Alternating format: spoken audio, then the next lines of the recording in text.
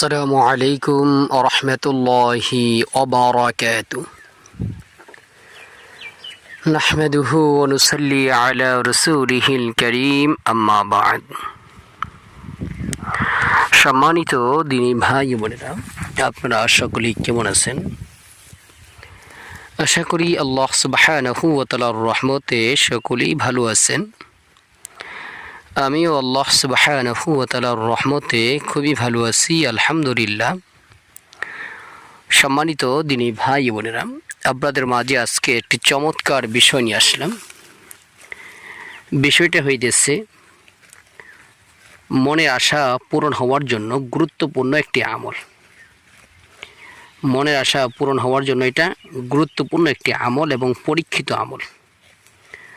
আমাদের যাদের অনেক মনের আশা আকাঙ্ক্ষা আছে, কোনোভাবেই আমরা মনের আশা আকাঙ্ক্ষাগুলো পূরণ করতে পারতেছি না।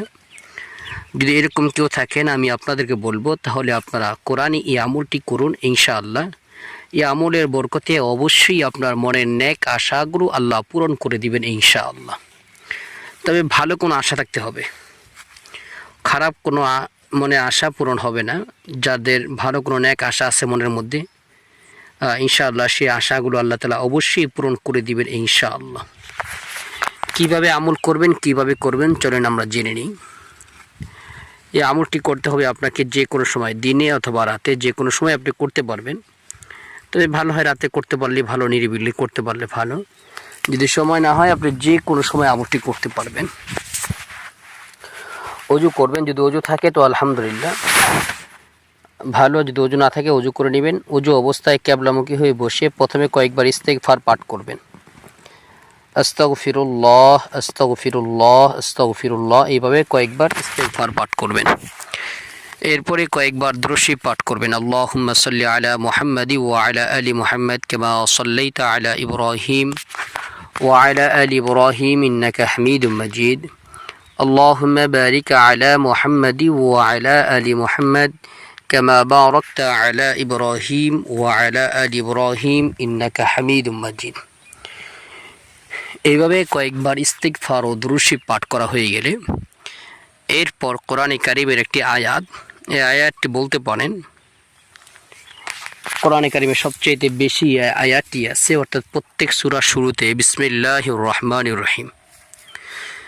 114টি সূরার মধ্যে 113টি সূরার শুরুতেই আছে বিসমিল্লাহির রহমানির রহিম। আরেক সূরার মধ্যে 2 বার আছে, অর্থাৎ কোরআনে কারিমে মোট 114 বার আছে বিসমিল্লাহির রহমানির রহিম। এই বিসমিল্লাহির রহমানির রহিম শুধু আল্লাহ পাকের এই গুণবাচক এসএমটি, তাসবিহটি, তাসমিয়াটি আপনাকে পাঠ করতে হবে 12,000 বার। 12,000 বার পাঠ করার পরে আবারও কয়েকবার ইস্তেগফার ও দুরূদ পাঠ করে আল্লাহ পাকের নিকট দোয়া করবেন ইনশাআল্লাহ। এই আমলের বরকতে অবশ্যই আল্লাহ তাআলা আপনার মনের আশাগুলো আল্লাহ তাআলা পূরণ করে দিবেন।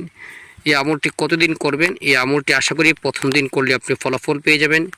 এরপর এই আমলটি যদি আপনি প্রথম দিনে ফলাফল না পান, তাহলে অবশ্যই আপনি আমলটি 3 থেকে 7 দিন করে যাবেন ইনশাআল্লাহ। অবশ্যই আল্লাহ সুবহানাহু ওয়া তাআলা আপনার মনে আশা আকাঙ্ক্ষাগুলো আল্লাহ তাআলা পূরণ করে দিবেন ইনশাআল্লাহ।